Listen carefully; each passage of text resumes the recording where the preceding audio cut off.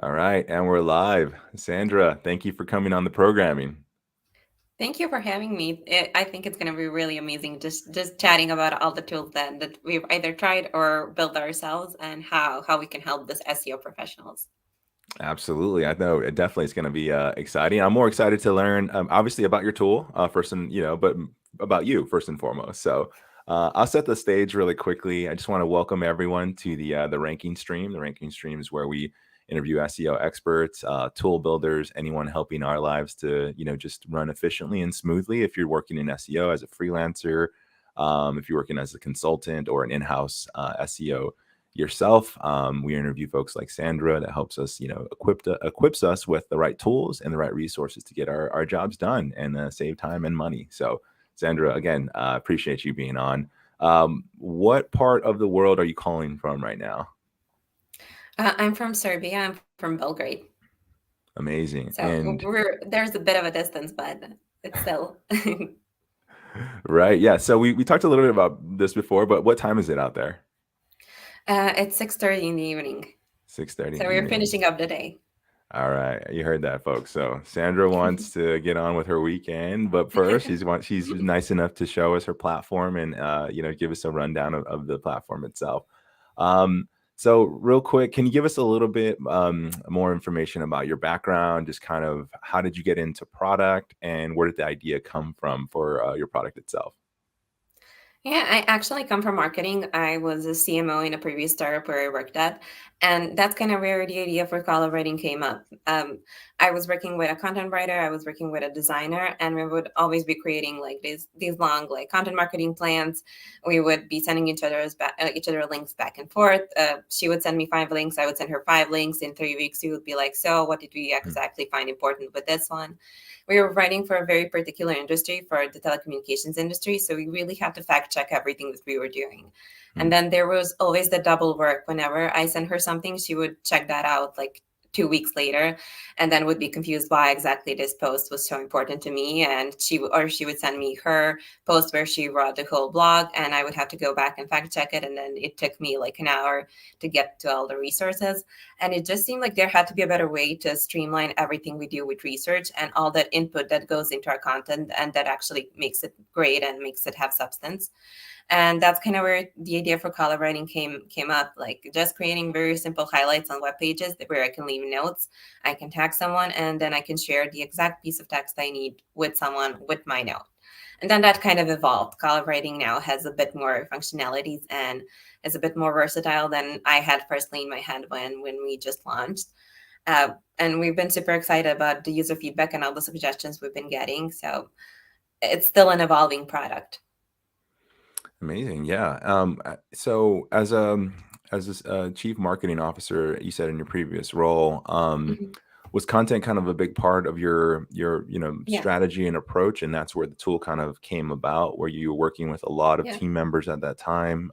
Yeah, just kind of what was the layout there and We approach? didn't have a huge team, and that Mm, was kind of the reason why we needed it, because it was like 3, 4, or 5 of us who were working on most of the things. And mhm, because I was a CMO or chief communications officer at the time, we had a lot of work to be done. So my job was PR, but also sometimes talking to clients, talking with the team, our communication regarding the product when it came to like product updates. So my time was really scattered around, and then I would have one point in time when I would sit down, do the research for the content, and kind of create a plan.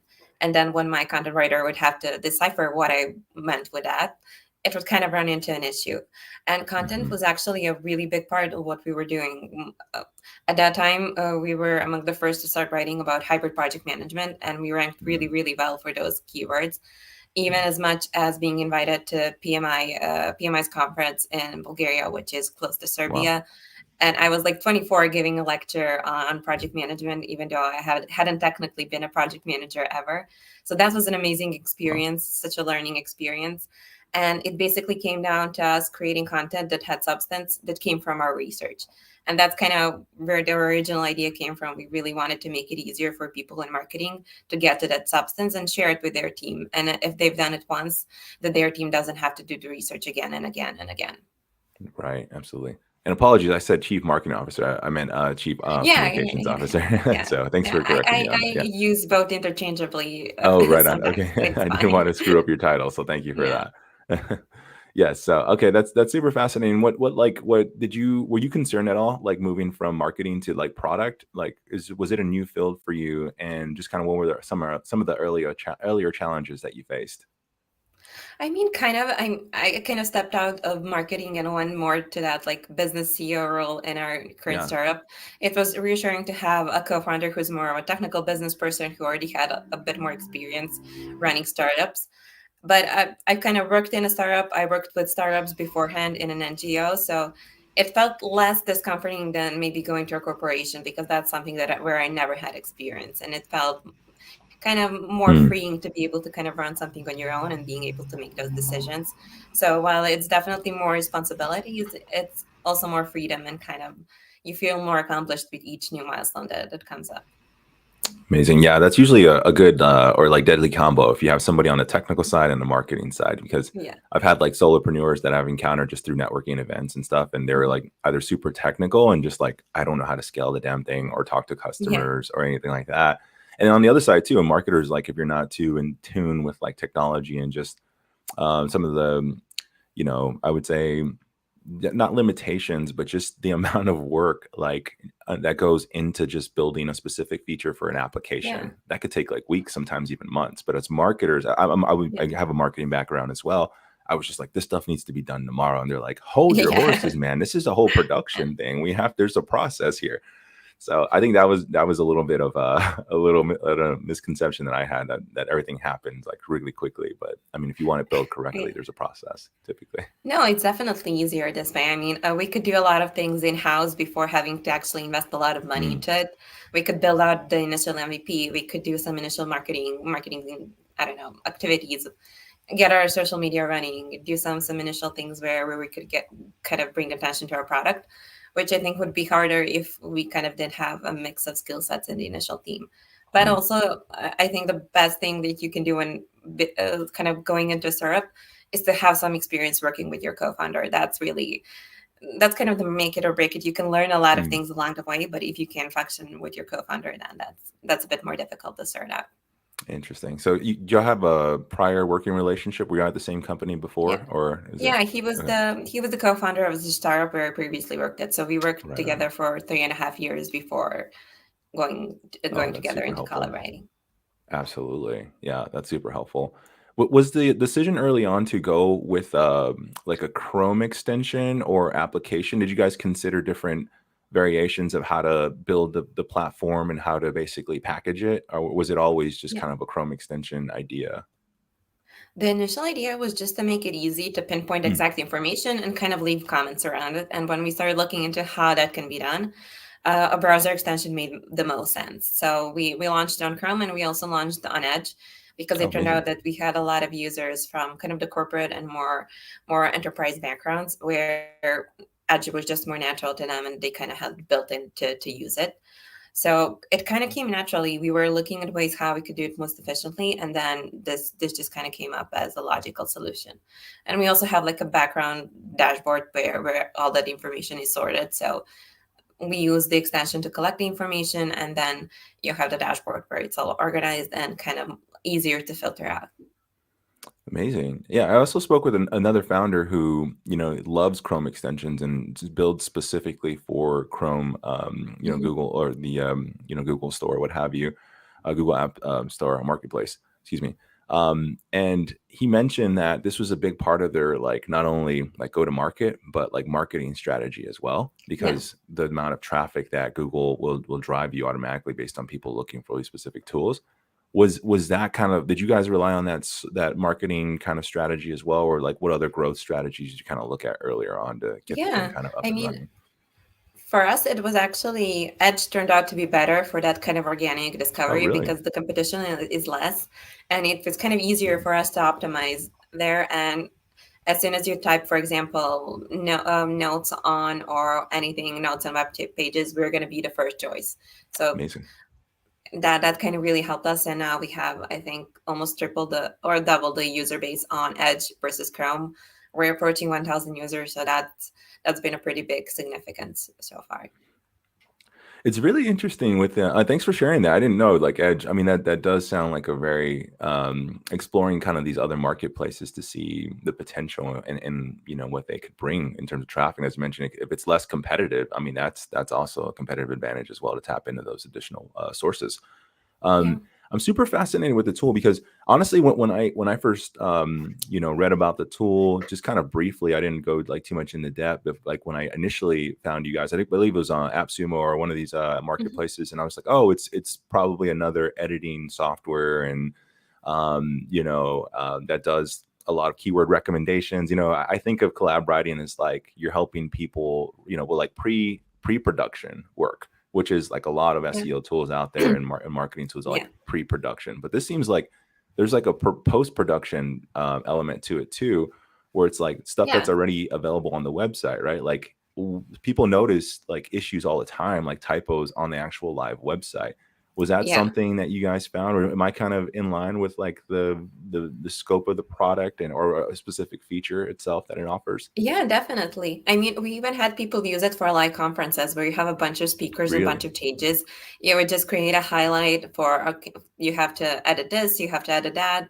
This person's name Wow. needs to be changed, this timetable. And then instead of like sending a huge email with like screenshots, markups, Yeah. red arrows and things like that, you just send one link and that person can go straight to that part of the website and just kind of go one by one and just comment done, or we're adding soon, really soon, reactions to the snippets that you create, so they could be able to just add a reaction and it's going to be done. And at the same time, it's Super stored and cool. documented, so you know what changes were made, like on which day, at which time, and things like that. That's super valuable. Like, we're a startup as well, and we're producing a lot of content around SEO, like fixtures and what have you, like how to Mhm. fix things on your website. But the content is coming at such a scale where we have a process indeed where we have a technical writer, then we have Mhm. somebody kind of review that and edit it, and then we have somebody like publish it. But the volume that we're putting out is pretty heavy right now. And as I was like looking at my website, I'm just like, oh, I see just kind of some issues here. And I'm like, Yeah. well, I'm gonna have to create another um, SOP for someone to go visit every single page inside Yeah. of WordPress and do that. But it's nice to know that they could just actually browse the website as a normal user would and highlight things there, and then that will automatically be teed up for my editors to kind of go in and fix those particular issues, like or add a Yeah. link or something where something's broken, something a user sees. Like that to me sounds like a huge productivity hack. Yeah, I mean, we even had people like use it. I don't know. We've used it internally when we onboarded a new Mhm. colleague. I would find something that's like how to write a good press release, and then I would add notes from my personal experience, what I feel like would be beneficial for us. That what are some key things we want to highlight? What are some things that I would do differently than it was recommended? And then I just Yeah. sent her that one link, and she has the notes directly connected to the source of the information, and it's kind of easier than me writing up a whole document or sending her the link and then getting my notes. Aside from that, I don't know. Yeah, definitely. We had some use cases like that. Even with people who wanted to kind of send links from other people's content to their team and be like, this is good, this is not so good. I would like to do this. I would like to do this. Mm, And with Collaborating, you can do that because the links are private to you and your team. It's not like it's publicly shared the notes you make. So right. we had definitely those use cases. So as long as the content is like in a browser, it's capable to be used with your product essentially. Yeah, if it's written content or an image, it can be highlighted. Oh, And okay, cool. one thing that we're launching tomorrow actually on Product Hunt is it being able to work on PDFs. So now it's going to be able to work on online PDFs that are put up on any website, but we're working on launching pretty soon that you can even upload your own PDFs, and that you're going to be able, with one topic, collect the information from any website, any PDF, and be able to locate it really, really quickly. So if you, for example, go through a 150-page PDF that's explaining something super complicated and you want to share it with your team, they don't really have to read through the whole thing to be able to get to the bits that you found most important. They can just use locate, locate, locate, and go directly to those pages, those sections, and see your comment alongside of it.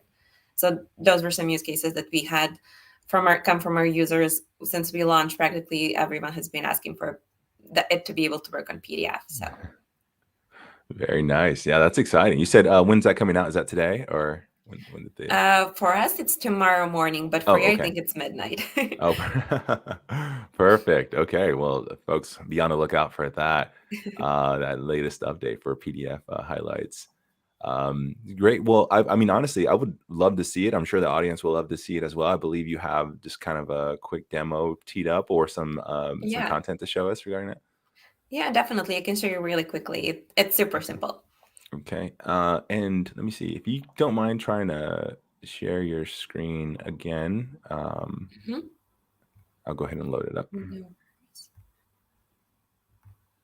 Just a second. No worries.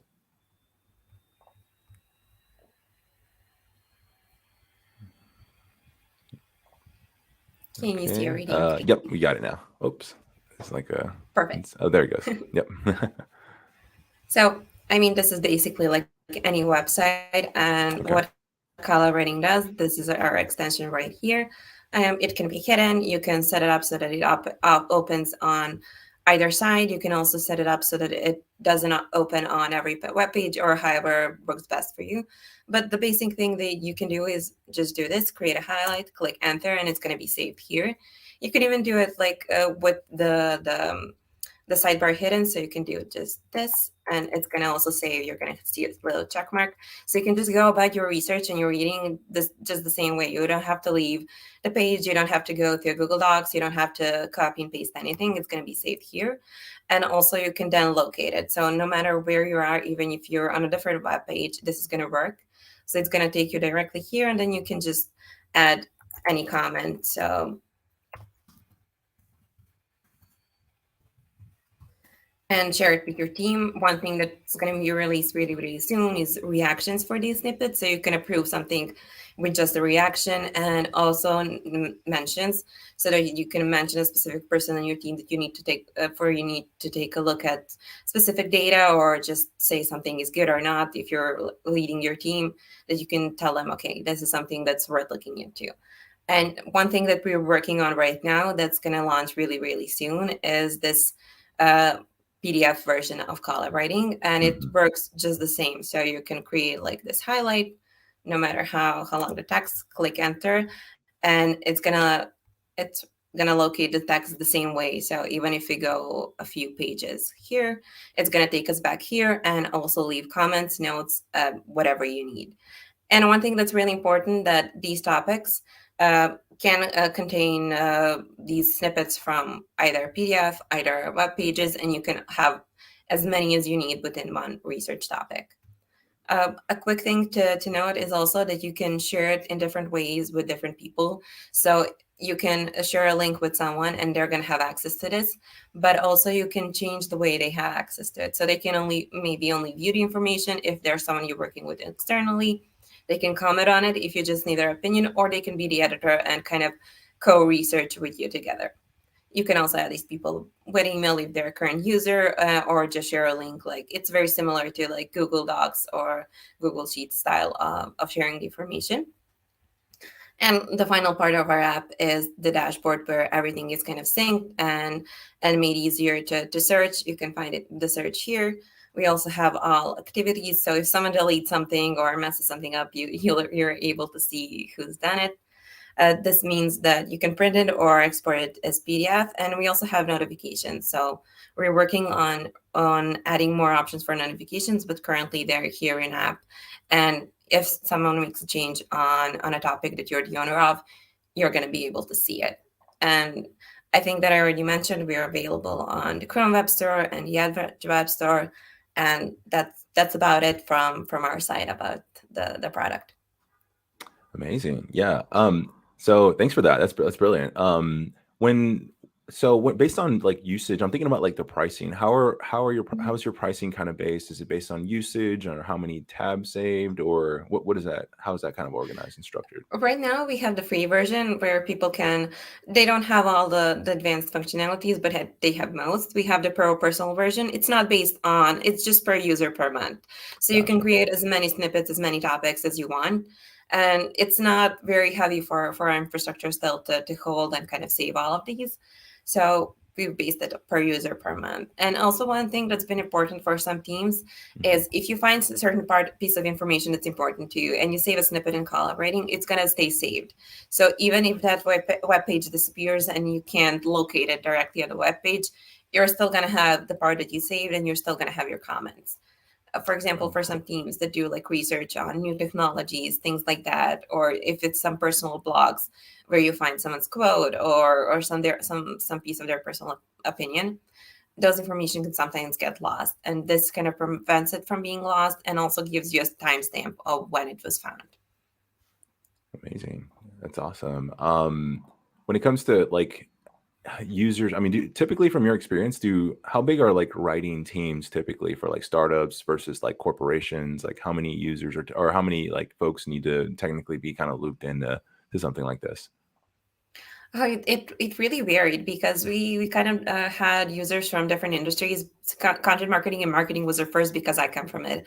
And there we've seen from freelancers who use it by themselves to people that have like a 10 to 15 people agency, or really big in-house teams, even that have 20 to 40 people who are all writers or researchers or editors for certain pieces of content. So we had kind of uh, the size of our kind of client or user varied, but usually not all people have to have the extension. Even if you don't have it, you're able to locate a piece of text and you're able to leave comments or notes or things like that. So you Okay. only can do the highlights and have the extension, of course, open because you don't have it. But aside from that, it can work. Gotcha. That makes sense. Super fascinated with just like I mean, obviously the tool itself, but obviously like the growth has a lot of your success. I think you hit on this a little bit, but like with Product Hunt, there's some folks who kind of have a lot of success on Product Hunt and folks who are just like it completely misses, the target. What's been your kind of feedback on Product Hunt, especially for like it's such like imagine like a niche tool for a very specific audience? Like what can you say about Product Hunt without giving too much away, obviously, but just in terms of what you're seeing in terms of performance? I mean, for us, it was a really big positive. I mean, I That's can't good. say, I know a lot of people complain, there are a lot of bots, there are a lot of this, a lot of that. But for us, it was just the ability to get in front of people that we don't know, they don't know us, they're going to test out the tool. And that was like our initial kind of goal to just put the product in front of people and see if we've gotten the problem right. And for us, it was really good. I mean, one of the first licenses that was bought for Collabwriting actually came from Product Hunt. And it was actually a guy from Texas who runs a marketing agency No there. And way. for us, coming from the Balkans, from Amazing. Serbia, reaching out to someone who's so far away from us, who we have no connection with, who was actually the best consultant we could have asked for because he's a power user of so many apps. That was amazingly helpful. Like we Yes. got to sit down with someone who really liked our tool, wanted to use it, wanted to pay for it, and also wanted to give us advice on how we could grow further and where he sees the biggest use for our tool.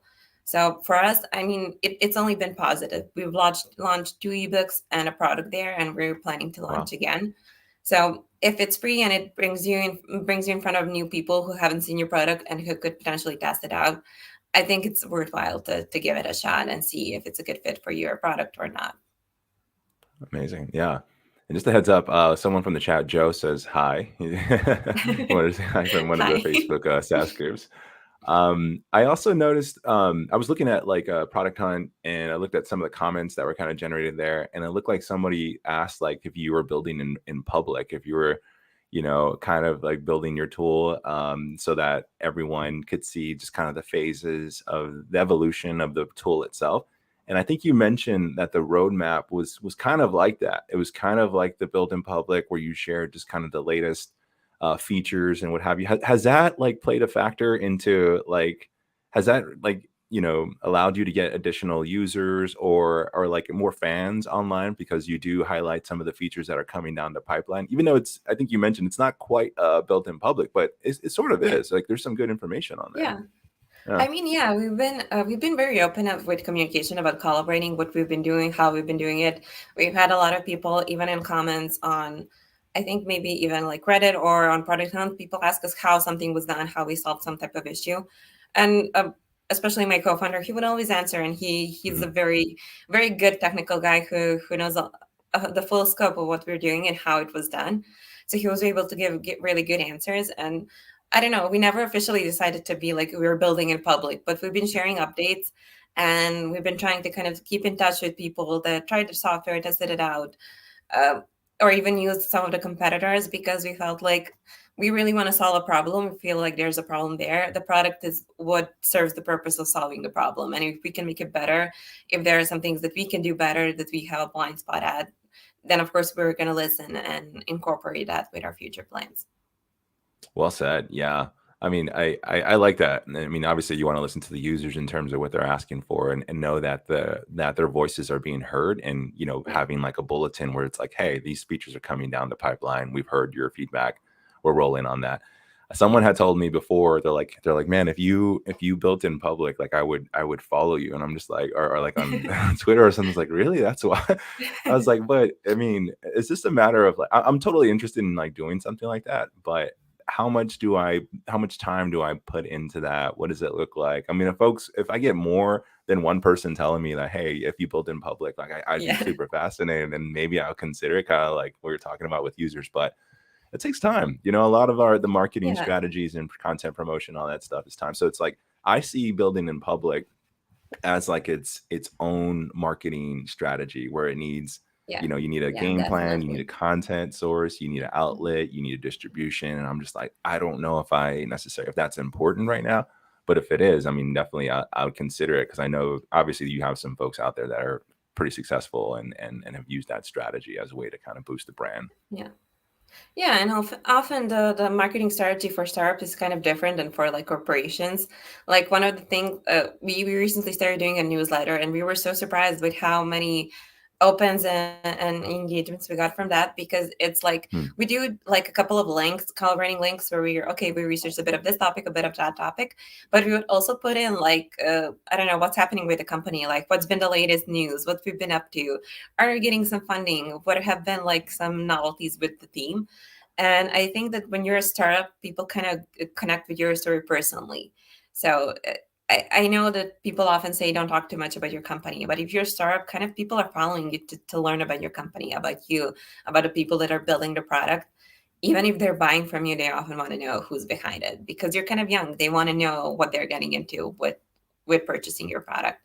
So while you shouldn't be too like absorbed with just posting about your company and each product feature, do kind of have that feeling of we're introducing ourselves, and this is where you can learn everything about us, not just new features, but who we are as a team.